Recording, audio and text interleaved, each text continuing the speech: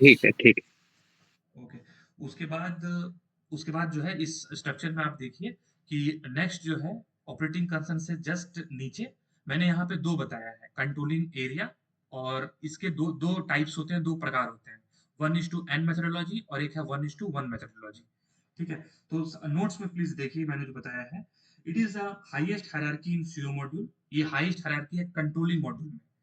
ठीक है, based on this we can generate, इसके बेसिस पे हम जनरेट कर सकते हैं all cost and management reports for internal analysis and decision making. सबसे पहले तो आप लोग ये समझिए कि फाइनेंस मॉड्यूल जो है और कंट्रोलिंग मॉड्यूल जो है, फाइनेंस मॉड्यूल एक्सटर्नल रिपोर्टिंग के लिए होता है।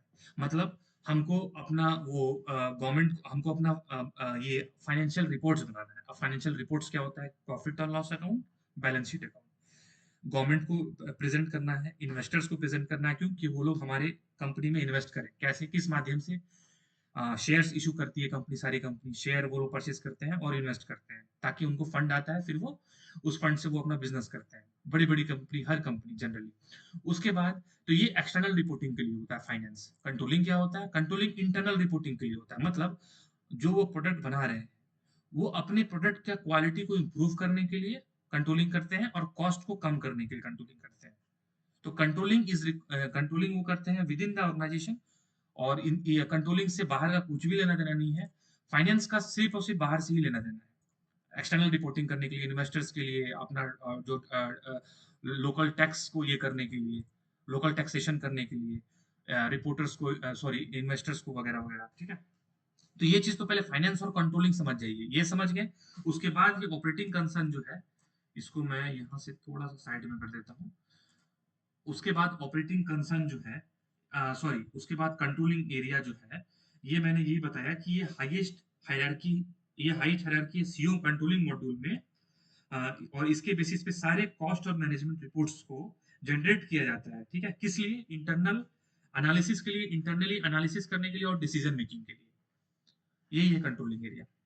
जैसे आप छोटा एग्जांपल बिजनेस का ले सकते हैं, बड़ा बिजनेस का ले सकते हैं, तो हर एक बिजनेस में, चाहे छोटा हो या बड़ा हो, कंट्रोलिंग एरिया का जो होता है यही काम होता है, इंटरनली एनालिसिस करना, डिसीजन और डिसीजन मेकिंग वो करना। उसके बाद मैंने लिखवाया आप लोगों को, from ECC 6.0 version onwards, controlling area is a mandatory component. Controlling area जो है ये mandatory component for FI module to implement new GL profit centre accounting. इसी से 6.0 वर्जन से कंट्रोलिंग एरिया एक मैंडेटरी कंपोनेंट हो गया है फाइनेंस मॉड्यूल के लिए भी। क्यों? इंप्लीमेंट करने के लिए new GL profit centre accounting को। तो ये हमारा कंट्रोलिंग एरिया हो गया। ठीक है, उसके बाद कंट्रोलिंग एरिया नेक्स्ट मैंने लिखवाया, controlling area can be maintained in two methods. Controlling area को दो मेथड्स में हम मेंटेन कर सकते हैं। एक 1:n मेथोडोलॉजी, मतलब वन कंट्रोलिंग एरिया और मल्टीपल कंपनी कोड्स। और दूसरा जो है मेथड है, वो है 1:1 methodology, one controlling area, one company code.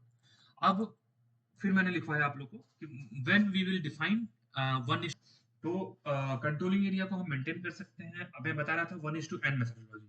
अगर एक बिजनेस को, एक कंपनी को कंट्रोलिंग एरिया 1:n मेथोडोलॉजी को मेंटेन करना है, if we want to create controlling area with 1:n methodology, then all members company code, मतलब यहाँ पे हमारे members company codes क्या है? Company code 1, company code 2, company code 3। all members company codes should maintain the common operational chart of accounts. उनको maintain करना होगा common operational chart of account. And they should have common fiscal year. ठीक है, और currency differ कर सकता है। तो आप एग्जांपल याद करो, ये प्लीज स्क्रीन में देखिएगा। कंपनी कोड 1 इंडिया में बेस्ड है, जैसे मैंने बताया था। कंपनी कोड 2 भी इंडिया में बेस्ड है, एक हैदराबाद में, मुंबई में। और कंपनी कोड 3 हमारा सिंगापुर में ये है, बेस्ड है। तो ये तीनों कंपनी कोड का ऑपरेशनल चार्ट ऑफ अकाउंट हम चाहते हैं कि एक ही रख सकते हैं। उसके बाद हम फिजिकल ईयर तीनों का अप्रैल टू मार्च है, इंडिया वाले दो कंपनी कोड्स का भी और सिंगापुर वाले का भी। ये भी इस कैटेगरी में आ जा रहा है। करेंसी डिफर है तो दैट इज एक्सेप्टेबल, वो एक्सेप्टेबल है। देन हमारे तीन कंपनी कोड्स को हम देखेंगे कि we are bringing these three company codes in this category under controlling area 1:n methodology. हम इस कैटेगरी में इसको लेके आ रहे हैं। ठीक है, हम यूएस वाले कंपनी कोड को क्यों नहीं ला पा रहे हैं? क्योंकि इसका physical year calendar year maintain करते हैं यहाँ पे, जैन टू दिसंबर, इसीलिए ये नहीं आ सकता। अगर ये भी इसका भी फिजिकल ईयर अप्रैल टू मार्च होता अगर, तो हम इसको इसमें लेके आ जाते, लेकिन नहीं, उस कंट्री में वहां पे जैन टू दिसंबर अकाउंटिंग करना होता है, लोकल रिपोर्टिंग करना होता है अकाउंट्स का, ठीक है।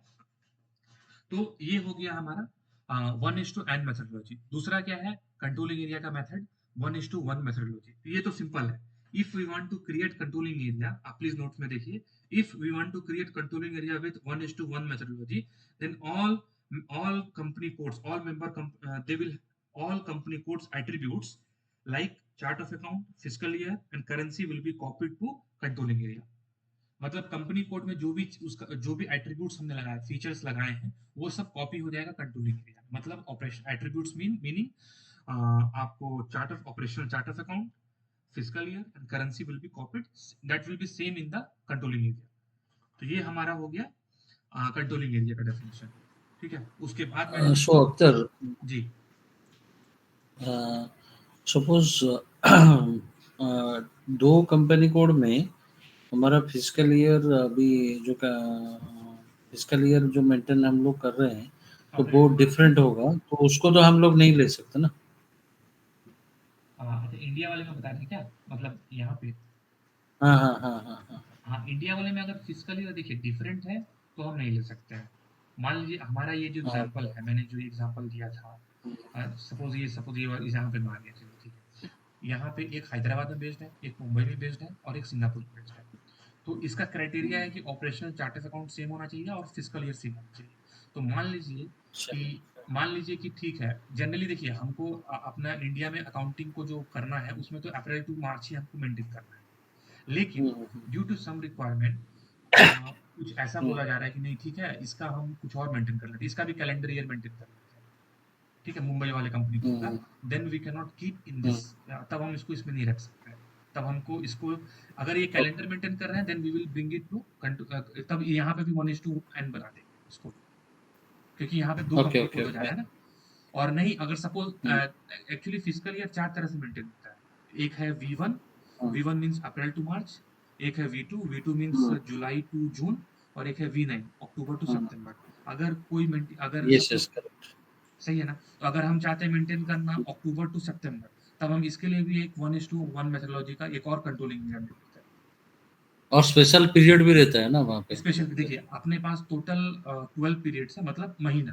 जैसे राज को भी ये समझ में आ जाए कि हमारे पास टोटल मंथ्स है। तो सपोज अगर मैं ये मेंटेन कर रहा हूँ, जैसे ये यहाँ पे समझते हैं calendar year, Jan to December, total अपने पास 12 महीना है। 4 महीना अपने को इसलिए दिया जाता है अकाउंटिंग में, सॉरी एसएपी फाइनेंस में, कि अगर कोई आपको एडजस्टमेंट पोस्टिंग करना है, कुछ इशू आ गया सपोज दिसंबर महीने में, नवंबर महीने में, और क्योंकि हम हर महीने अपना वो क्या करते हैं, बिजनेस क्या करता है, अपना पीरियड को क्लोज करता है फाइनेंस में, समझ रहे हैं ना? नहीं तो फिर क्या होगा कि यूजर्स जाके पीछे के महीने में भी पोस्टिंग कर लेंगे, उससे पूरा का पूरा क्या हो जाएगा, प्रॉफिट एंड लॉस एंड पूरा जो फाइनेंशियल रिपोर्ट में गड़बड़ी हो जाएगी, इशू आ जाएगा। इसीलिए हर वहाँ महीने बिजनेस हाँ क्या करते हैं, अपने जैसे अभी क्या चल रहा क्लोज है, अभी होता है मार्च चल रहा है, मंथ एंड। तो फरवरी को वो उन्होंने वो क्लोज कर देंगे 28। तो अभी मार्च चलेगा, मार्च को 31st को ये क्लोज हो जाएगा, फिर फर्स्ट अप्रैल से वो महीना शुरू हो जाएगा।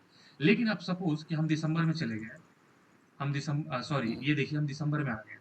अब दिसंबर में हमारा ये, अब मैं इस कंपनी कोड पे बात कर रहा हूँ, ये जो यूएस में है और इसका कैलेंडर ईयर जैन टू दिसंबर है। दिसंबर में हमने क्लोज कर दिया इसको, हमने दिसंबर का महीना मंथ क्लोज कर दिया, जिसको एसएपी में पीरियड बोलते हैं, तो कंफ्यूज नहीं होना है। एसएपी में हम पीरियड बोलते हैं, लेकिन ये है मंथ ही, ठीक है। तो ये 31st को हमने, आज सपोज 1 जनवरी 2026 है, तो हमने दिसंबर में तो बंद कर दिया। अभी कुछ मान लीजिए 31st का, ये दिसंबर महीने में कुछ एडजस्टमेंट पोस्टिंग करना है और वो मंथ क्लोज हो चुका है, तो उस समय जो हम दिसंबर महीने का या पिछले साल का अगर हम कुछ भी एडजस्टमेंट पोस्टिंग कर रहे हैं और वो महीना क्लोज हो चुका है, तो हम अभी जनवरी में कर रहे हैं, तो उस पोस्टिंग को हम स्पेशल पीरियड्स करेंगे, स्पेशल पीरियड्स में करेंगे। तो 4 स्पेशल पीरियड्स एसएपी ने दिया है। तो सपोज दिसंबर में फाइनेंशियल ईयर खत्म हो जा रहा है, क्लोज हो जा रहा है सॉरी, तो जनवरी, फरवरी, मार्च, अप्रैल, हमारा 4 स्पेशल पीरियड्स में हमको एडजस्टमेंट कर लेना है, जो कि सफिशिएंट है कंपनी को, तो वो उसको स्पेशल पीरियड्स सब बोलते हैं, ठीक है। करेक्ट। तो जो आपका प्रीवियस क्वेश्चन था कि अगर ऐसा कुछ रिक्वायरमेंट है, तो हम एक इस अपने केस में मान लीजिए ये अक्टूबर से सितंबर मेंटेन करना चाहता है मुंबई वाला कंपनी कोड, तो जनरली ऐसा नहीं होगा। 99% they will follow as per the company accounting standards, ठीक है। लेकिन एक रेयर केस में मैं बता रहा हूँ जो आपने बताया, तो उस केस में हम एक अलग से यहाँ पे एक और कंट्रोलिंग एरिया मेंटेन करेंगे 1:1 मेथडोलॉजी को, और उसके लिए इसको मेंटेन कर देंगे मुंबई वाले कंपनी कोड के लिए, ठीक है। ओके। ये चीज है, ओके। तो उसके बाद अब हम चलते हैं नेक्स्ट, व्हाट इज कंपनी। तो मैंने कंपनी, सबसे पहले अच्छा, मैंने और कंपनी। एक चीज, और एक चीज अख्तर, हाँ जी। सपोज हमारा वॉल्वो में क्या है कि कैसा था, सॉरी, यूडी में मैं काम कर रहा था तो वहाँ पे सब कंट्रोलिंग एरिया कंपनी कोड से पूरा लिंक था, ठीक है। लेकिन उनका जो फाइनेंशियल ईयर क्लोजिंग था अप्रैल से, ठीक है, अप्रैल टू मार्च। मार्च, हाँ मार्च था, अप्रैल टू मार्च। तो जो भी कंट्री था, सपोज डिफरेंट कंट्री है वहाँ पे, सपोज जापान है और अदर कंट्री भी है, सपोज ओके, तुम्हारा भी है, थाईलैंड वगैरह वहाँ पे है। ठीक है। लेकिन वो सबके लिए एक ही वो लोग क्लोजिंग करते थे, अप्रैल से मार्च। वो भी हो सकता है क्या, मतलब कि कंट्री वाइज डिफरेंट होगा? कंट्री वाइज देखिए, मतलब वही है कि फिजिकल ईयर उनका क्या है, अगर उनका वो रिपोर्टिंग करने के लिए, देखिए अब अ, देखिए हमारे में क्या है, अब ये थोड़ा सा अकाउंटिंग के स्टैंडर्ड में अगर हम देखें कि अगर उनके हुँ, कंट्री में, सपोज मैं अगर ये बताऊं कि अगर थाईलैंड है, और जैसे आपने, हम इंडिया में कंपनी को रजिस्टर करते हैं, सही है। कोई भी कंपनी अगर हम अपनी भी कोई कंपनी ओपन करेंगे छोटी बड़ी, उसको एज पर हुँ, द कंपनी रेगुलेशन एक्ट हमको क्या करना होगा, उसको रजिस्टर करवाना होगा। कंपनीज एक्ट मेरे ख्याल से हुँ, 1956 है, आई थिंक। इफ अपग्रेड हो गया तो आई डोंट नो, लेकिन एज पर कंपनीज एक्ट 1956 हम रजिस्टर कराएंगे। फिर उसका हमको Indian, as per the Indian accounting standards, हमें क्या करना होगा, उसका अकाउंटिंग ये करना होगा। अप्रैल टू मार्च हमको फॉलो करना होगा और अकाउंटिंग करना होगा उसके लिए, ठीक है। अब सपोज थाईलैंड और जो भी कंपनी है, वो, आप थाईलैंड बता रहे, तो थाईलैंड का शायद मेरे को पता नहीं है। शायद उनका भी ये पहला सिनेरियो तो हो सकता है, उनका भी अप्रैल टू मार्च ही हो। हुँ। तो इसलिए वही वो, हो सकता है मैं। इसलिए उन्होंने ये एक्सेप्ट कर लिया। अगर अप्रैल टू हुँ, मार्च नहीं होगा, तो देखिए उनके उनके कंट्री में, उनको अपने कंट्री के अकाउंटिंग स्टैंडर्ड के हिसाब से ही फॉर्म रजिस्टर होगा, मतलब कंपनीज एक्ट के हिसाब से उनके कंट्री में फॉर्म रजिस्टर होगा और उनको अकाउंटिंग करना पड़ेगा। हुँ। तो कनाडा का तो सपोज़ कनाडा का तो डिफरेंट होगा और यूरोप का डिफरेंट होगा ना फिर, राइट? होना चाहिए, बट अब अगर डिफरेंट होगा तो हम एक अलग कंट्रोलिंग एरिया बना लेंगे। और अगर वो अलग। ये है, मतलब अगर ये चीज आ रहा है, मतलब अगर सपोज कनाडा का भी आपको जैन टू दिसंबर है, यूरोप का भी जैन टू दिसंबर है, तो हम उसको क्या करेंगे, तब तो फिर एक ही में आ जाएगा ना, 1:n में ही आ जाएगा वो दोनों। हुँ, मैं एक बार देखता हूँ, सिस्टम में देख के आपको बताता हूँ। No problem, no problem. लेकिन देखिए मेन मैं ये कह रहा हूँ कि कोई भी कंपनी कोड जो है, वो उस कंट्री के रेगुलेशन एक्ट के हिसाब से ही चलेगा।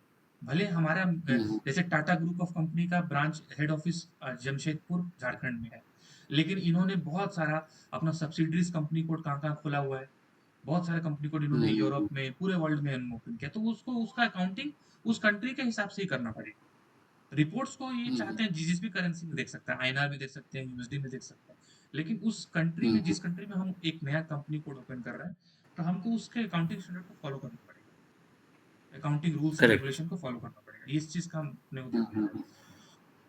हुँ, इसीलिए यहाँ पे देखिए यूएस को एक अलग से हमने, क्योंकि इसका जैन टू दिसंबर है, तो इसको यूएस अकाउंटिंग हुँ। स्टैंडर्ड फॉलो करना पड़ेगा। और इंडिया और इसको सिंगापुर, तो सिंगापुर में